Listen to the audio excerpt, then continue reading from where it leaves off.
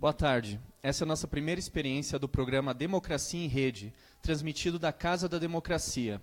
A Casa da Democracia fica a poucos metros da Vigília Lula Livre, instalada em frente à Superintendência da Polícia Federal, no bairro do Santa Cândida, em Curitiba, no Paraná.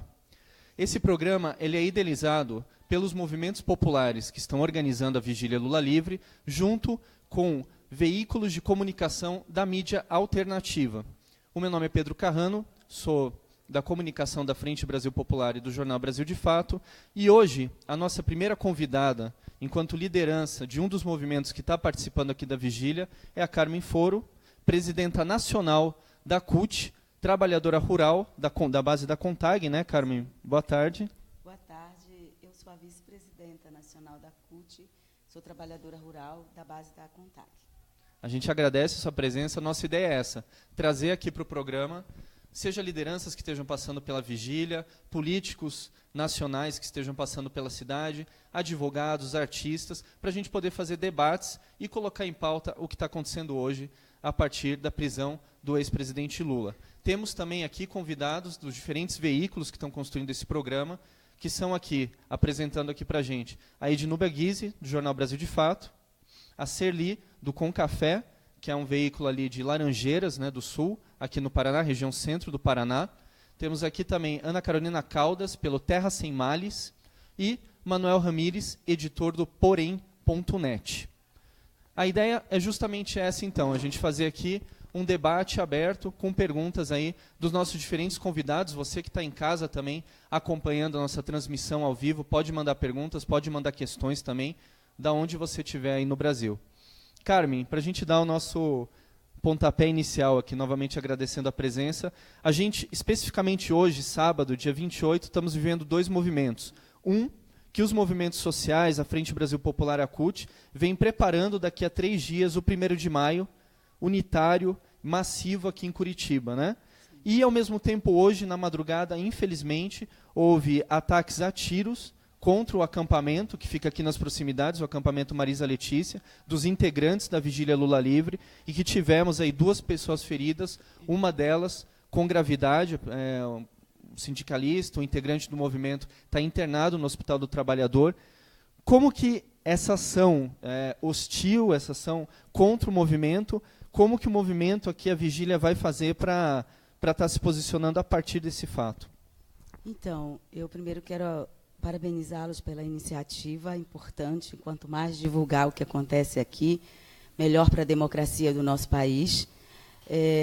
Mas falar do ato de hoje é falar de tristeza também. Mas nossa leitura política é que este ato não é um ato isolado.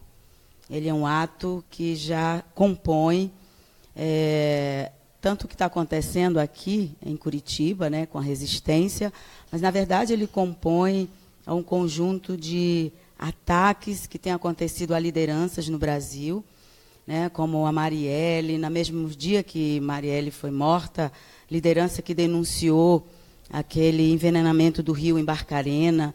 Então, esses ataques às lideranças eles já estão acontecendo, né, há dias. Então, quero pontuar e dizer que não é um fato isolado. Agora, sinto, e nós avaliamos também, que pelo fato de ter uma resistência há 20 dias em Curitiba, e o anúncio de um evento e de uma atividade política das mais importantes, que é o 1º de maio, daqui a 3 dias, a tentativa da ultradireita do nosso país é de intimidar, de tentar calar a nossa voz nesse momento. Então, as ameaças que aconteceram ao longo da noite em torno do acampamento, o fato em si, que feriu 2 pessoas, um companheiro e uma companheira, demonstra para nós claramente a tentativa de frear a nossa ação de resistência aqui em Curitiba. Então, essa é a avaliação que nós fazemos. E nós estamos preparados para cobrar, estamos cobrando do governo do Estado aqui, providência e garantia de segurança. Além de garantir segurança, é muito importante que o fato desta madrugada seja investigado e as pessoas que cometeram sejam punidas. Não é possível que a inteligência desse Estado não seja capaz de localizar uma pessoa que, como dizem os acampados, estava a pé e não foi presa. E, no entanto, deveria ter policiamento aqui nas redondezas. Então, nós queremos que seja apurado esse fato, além de que nós queremos garantir, o tempo que for necessário, nossa presença aqui, garantir segurança. Carmen, Manuel do Porém.net. Isso não pode ser considerado um crime comum, né? Mas sim um crime político, porque assim, vem crescendo os atentados ao acampamento, né? Não é o primeiro episódio. Na própria caravana do Lula pelo Paraná, houve o tiroteio, ocorreram os disparos à caravana. Até hoje, a Secretaria de Segurança Pública não apresentou os culpados, sendo que é uma denúncia no Ministério Público do Trabalho, identificando essas pessoas. Na sequência, o próprio presidente Lula, quando ele veio para Curitiba, houve toda a violência, a truculência, com o interdito proibitório solicitado pela Prefeitura de Curitiba, na pessoa do prefeito Rafael Greca, e, nesse momento, além desses disparos, também houve uma violência com torcida organizada contra o acampamento. O poder público não está sendo omisso demais com a segurança? Quem anda aqui em volta do acampamento livre sabe que tem polícia nas esquinas. E mesmo assim tem ocorrido atentados. Há uma omissão do poder público, do ex-governador Beto Richa, agora da Cida Borghetti? Como diz uma linguagem popular, eles fazem vista grossa. Faz de conta que não percebem o que está acontecendo. Há relato das pessoas aqui de várias violências que estão acontecendo, violência contra um rapaz que estava embarcando no ônibus para ir a São Paulo há uma semana atrás, ameaças permanentes. Então, eu diria que há uma conivência. A polícia do Estado do Paraná tem lado, e, infelizmente, não é o lado da população ou de pessoas que estão se manifestando em Curitiba, num evento de caráter nacional e internacional, porque aqui passaram pessoas de vários estados e tem vindo pessoas também manifestando sua solidariedade de outros países. Então, nós não temos outra coisa a dizer a não ser de que a polícia do Paraná tem lado e não está do nosso lado. E que nós exigimos segurança às pessoas que estão aqui. Esses 3 dias nos preocupam, porque virão pessoas de outros estados, já começaram a chegar hoje.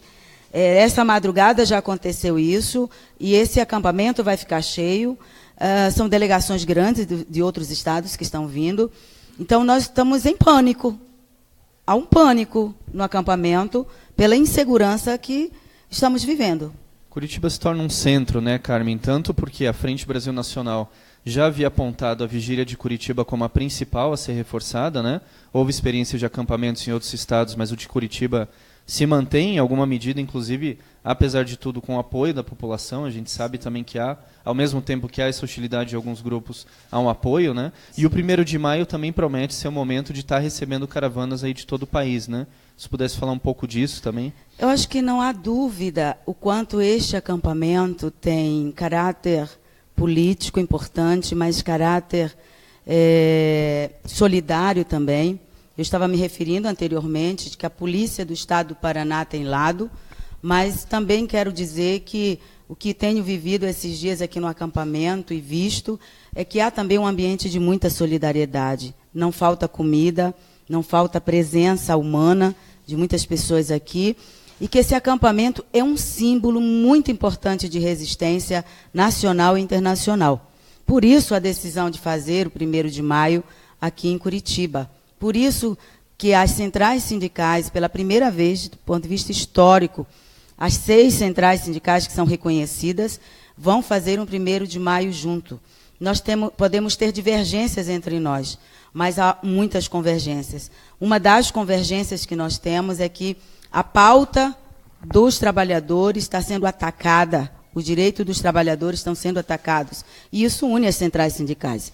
Outra convergência, independente de partido ou de opinião política que possamos ter sobre o cenário político, há um ataque à democracia, e isso também unifica tanto os movimentos de esquerda quanto as centrais sindicais.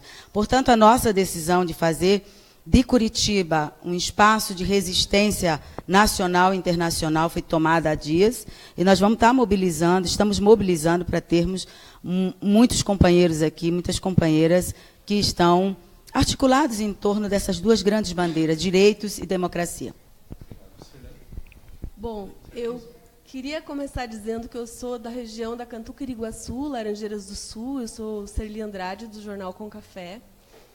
E me parece que o que motiva mais os tiros que continuam acontecendo é a certeza da impunidade, reforçando o que você disse no início.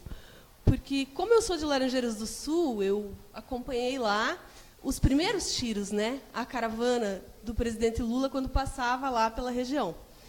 E, hoje, novamente, tiros. Então, a gente está vivendo um retrocesso, onde as pessoas tentam cercear as pessoas que pensam diferente delas através da bala, mas é pela impunidade, porque o caso de Laranjeiras do Sul, até agora, a gente não tem uma definição. Saiu o laudo conclusivo que parece inconclusivo, mas o delegado que está no caso disse que é conclusivo, que não diz nada. Um laudo que diz que ainda se precisa investigar. Eu estava agora no aniversário de 22 anos dos assentamentos, são 3 grandes assentamentos no Rio Bonito do Iguaçu, no município vizinho, e os assentados que estão ali, eles sabem, as pessoas que cometeram o crime, a tentativa de homicídio ao presidente Lula, como disse o primeiro delegado que estava à frente do caso, e que foi tirado do caso pelo governador Beto Richa,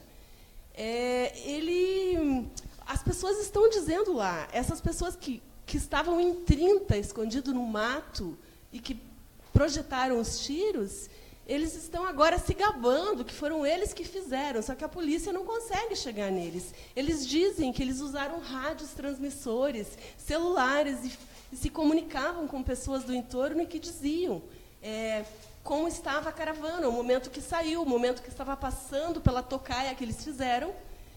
E ninguém chega nessas pessoas, não tem como se pedir essas gravações para a transmissora de telefonia.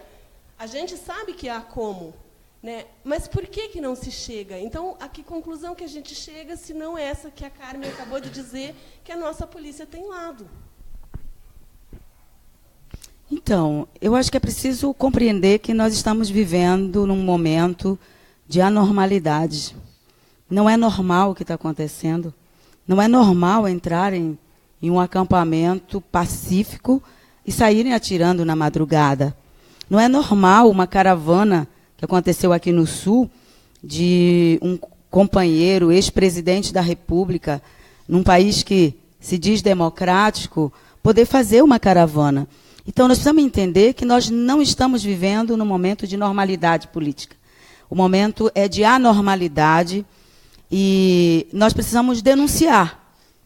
E eu considero extremamente importante espaços como este, porque a grande mídia, eu acho que nem sei qual foi a repercussão do que aconteceu hoje aqui, que é um fato gravíssimo, e que os veículos que estão divulgando, dando conhecimento à sociedade, são veículos da esquerda, alternativos, porque a grande mídia é bem provável, não acompanhei profundamente, que tenha dado pouca importância. Então, a polícia tem lado, mas a grande mídia também tem, quando esconde o que está acontecendo. É grave o que aconteceu aqui, é preocupante o que pode acontecer daqui para amanhã. Né? Há uma tensão muito grande aqui no estado do Paraná. Nos preocupa bastante a vinda das pessoas que estão pegando o ônibus, saindo de seus estados para chegarem aqui. Carmen, eu queria aproveitar... Você quase falou assim que estamos vivendo um estado anormal, que seria o estado de exceção, né? A gente começa o acampamento aqui em Curitiba pela liberdade de Lula e a gente tem, juntando com isso, 1º de maio, que não é só pela liberdade de Lula, mas sim pela perda e retrocesso, perda de direitos e retrocesso que a gente vem passando, talvez, nos últimos anos, desde o golpe. Então, eu queria que você falasse um pouco sobre isso, assim, né? Sobre... É óbvio que não foi programado que vocês estivessem aqui, né? Que todos os movimentos, as sociedades e que o Brasil inteiro estivesse com um olhar aqui, além da liberdade de Lula, né? Porque hoje a gente tem programado no 1º de maio. Como é que a gente conta, quais são as estratégias da CUT, dos movimentos organizados, para que a população, no geral, possa reconhecer essa luta como legítima, o que realmente está acontecendo, além das pessoas que estão por dentro, informadas, mas dá uma sensação de uma alienação da população, justamente porque ela se informa por uma mídia que tem lado, mas que me parece que, às vezes, os movimentos também não têm conseguido chegar à população, justamente por essa barreira, mas por ainda uma dificuldade de se organizar para que a população, de fato, saiba. A gente tem exemplos aqui dos vizinhos que, aos poucos, foram se formando e ficaram do lado dos acampados, mas que tinham uma visão totalmente distorcida. Aí a gente tem o 1º de maio, que vai ser todo ele aqui em Curitiba, como a capital da resistência. Quais as estratégias dos movimentos, se vocês têm conversado, se vocês têm refeito a organização para chegar na população em geral, assim? Então, em primeiro lugar, o 1º de maio vai estar centralizado aqui em Curitiba, mas haverá 1º de maio em quase todas as capitais do Brasil e em municípios de porte pequeno, município médio. Haverá 1º de maio no Brasil todo, mas haverá um reforço do 1º de maio aqui como símbolo importante desse momento. Todos nós, agora a gente tem tido estratégias das organizações, mas nós temos tido principalmente estratégias coletivas, né? A Frente Brasil Popular nasce nesse contexto como um instrumento de juntar, né, a luta dos movimentos sociais e fazer ações coletivas. Eu vim aqui dia 9, voltei, e há, sim, uma resistência organizada em lugares diversos desse país. Há grupos, há sindicatos, há resistência sendo organizada nos diversos lugares desse país. Acho que nós precisamos achar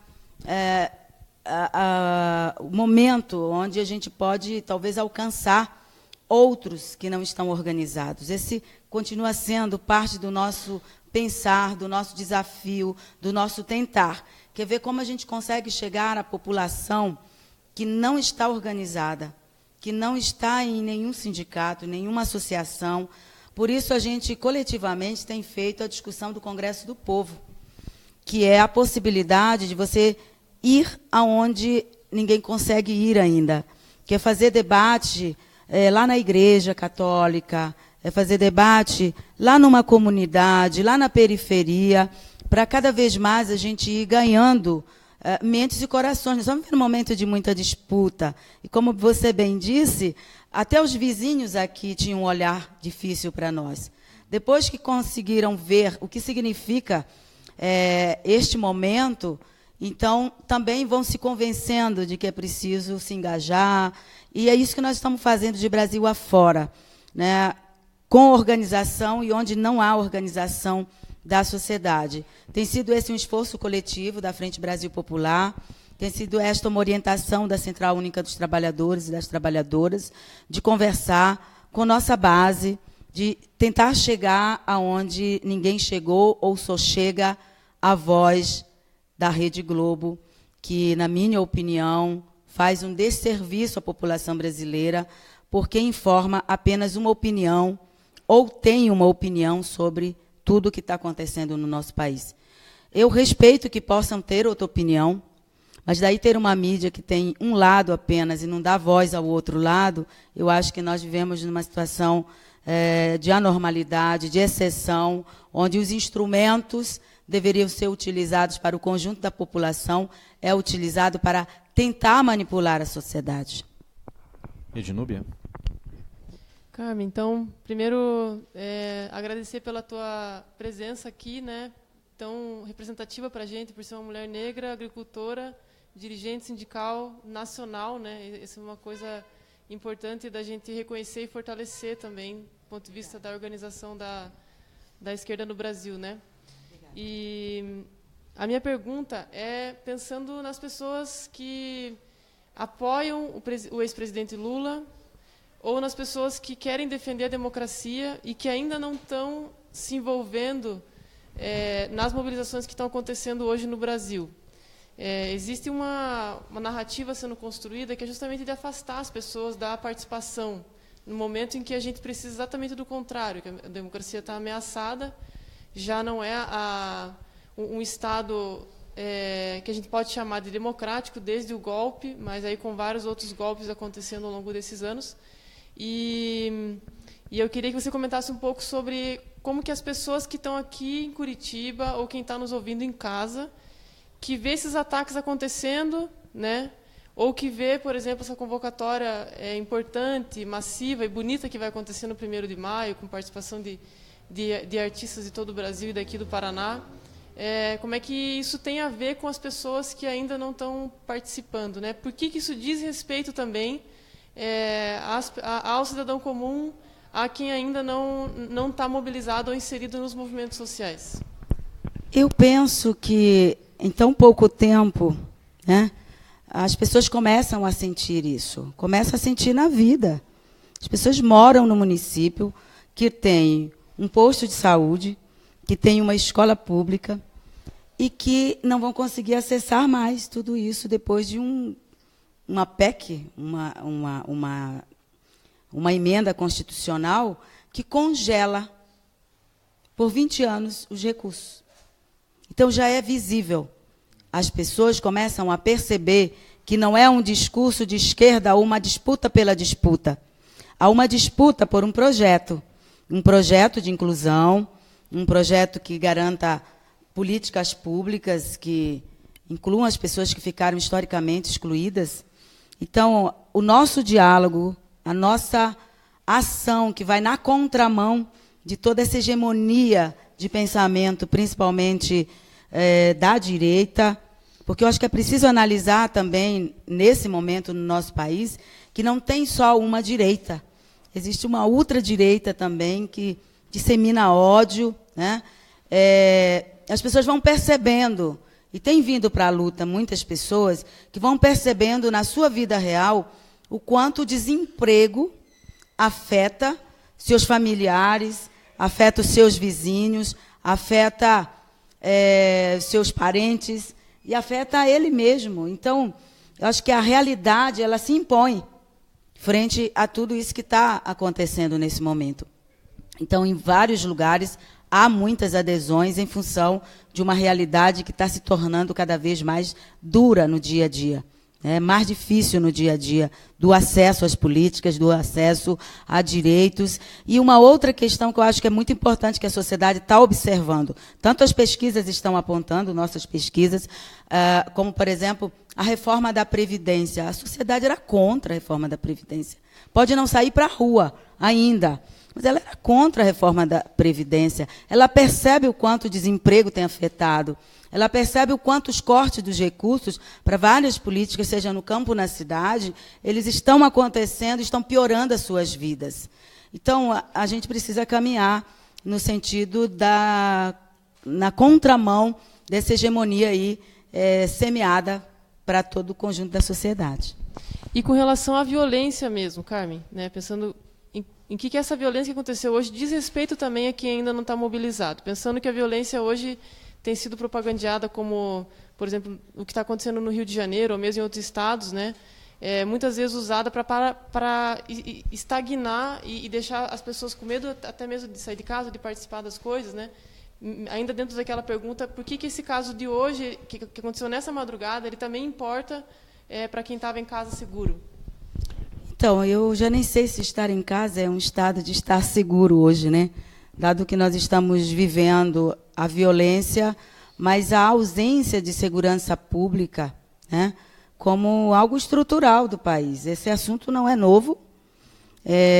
Acho que agora ele tem muito mais campo para proliferar essa violência mais explícita, mas esse é um problema sério do país e que tem que ser debatido e tem que ser enfrentado de outra forma. É óbvio que não se enfrenta a violência com atuação de exército em lugar nenhum.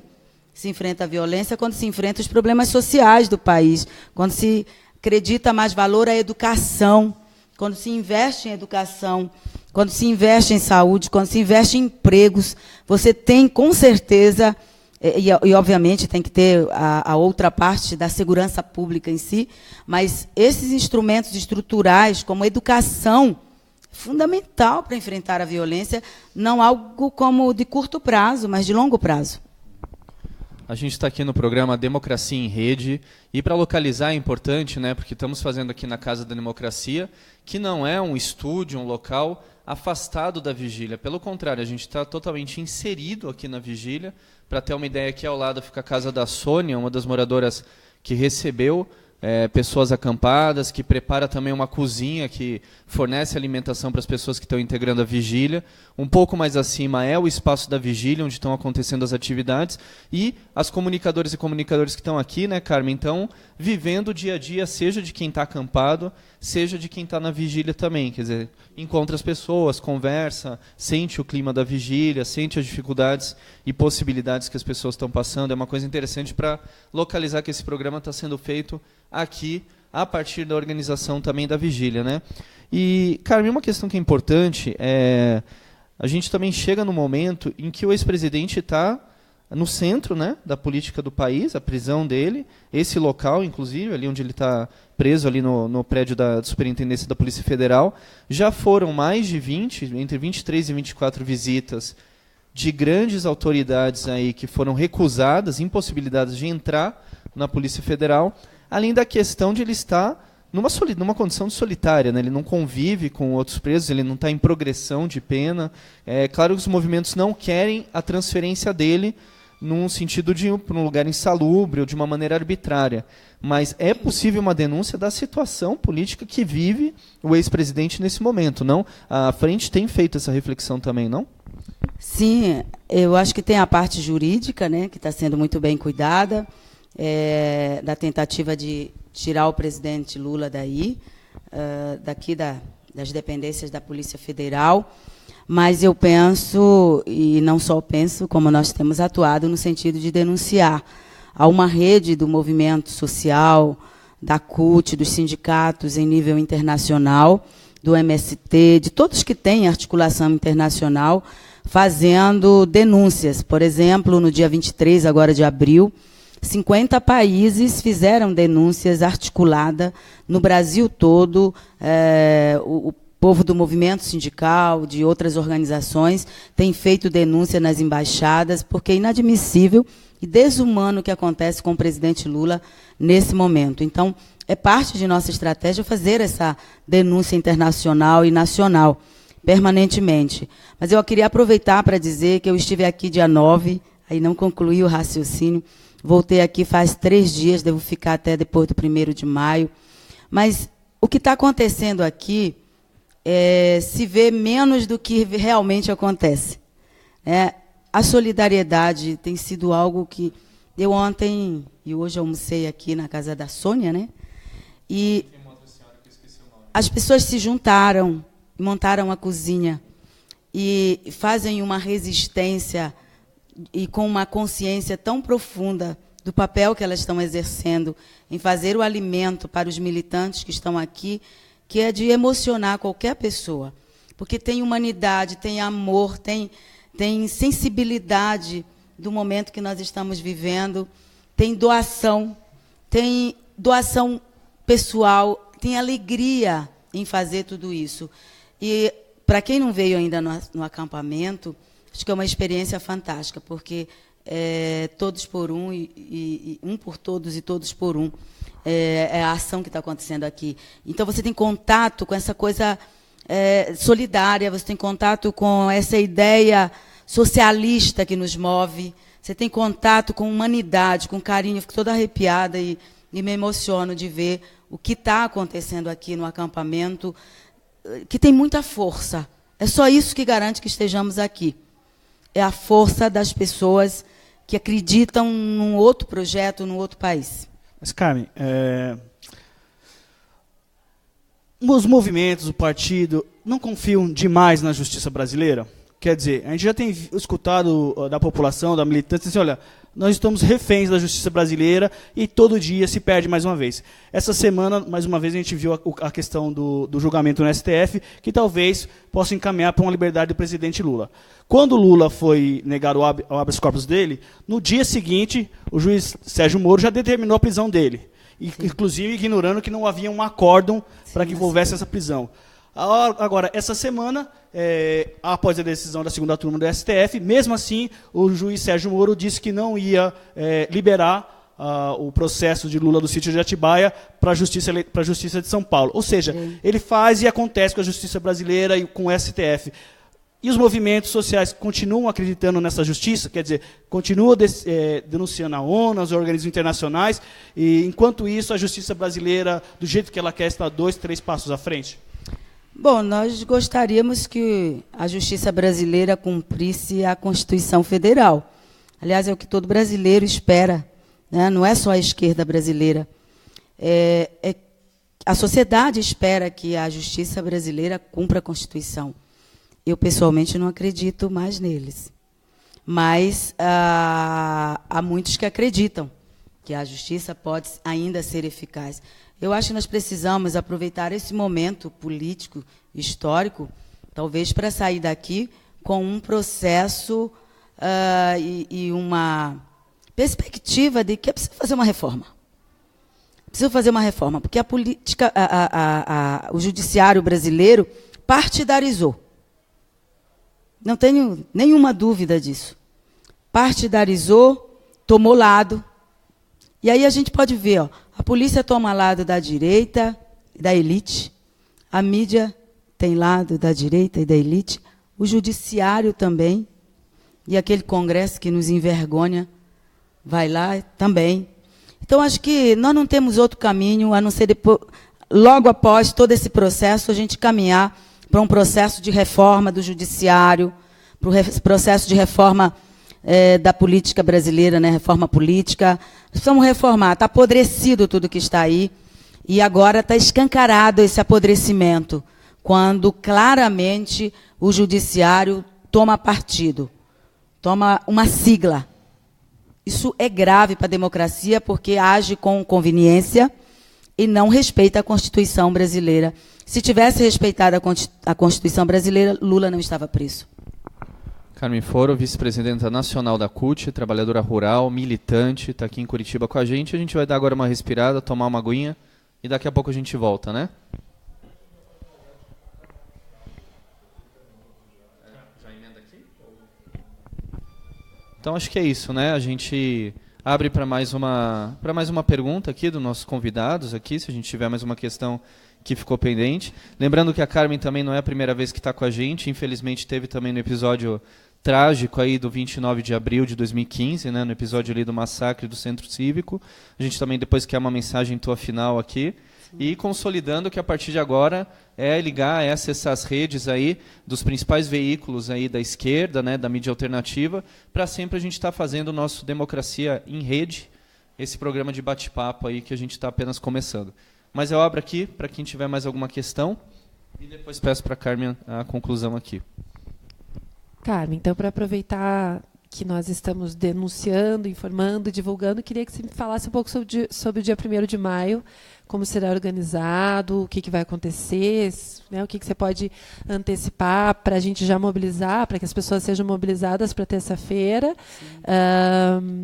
E, além disso, queria também fazer uma pergunta mais advogado do diabo.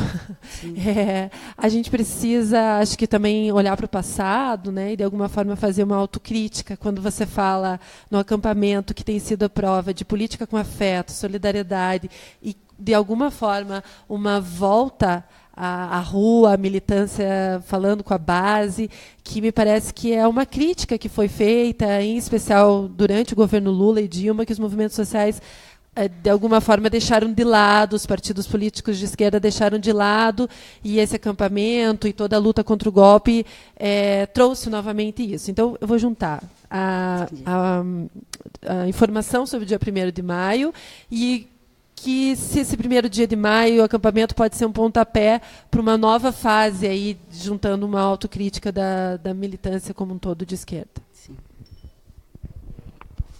Já?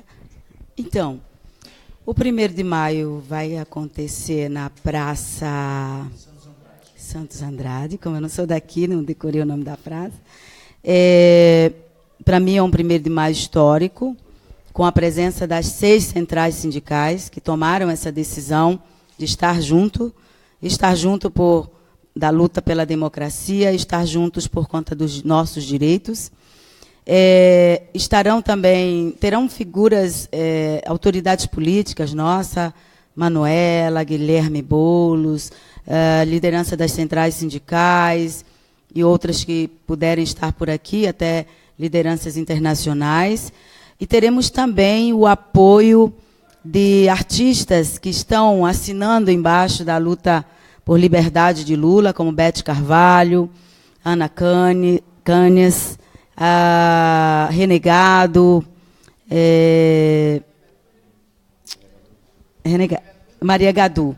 Então, são pessoas que vêm aqui não para o 1º de maio, para outra perspectiva, mas porque também estão envolvidas na luta por liberdade do Lula. Então, eu creio que será um 1º de maio histórico, importante para a classe trabalhadora e que reforça a nossa capacidade mais geral de mobilização. Virão estados aqui das redondezas, né, principalmente da região sul, São Paulo, e delegações de alguns estados também estarão aqui. E eu queria falar o que você tinha me trazido aqui, se não é hora de fazer uma autocrítica de ter se envolvido muito pouco com o povo enquanto estávamos no governo.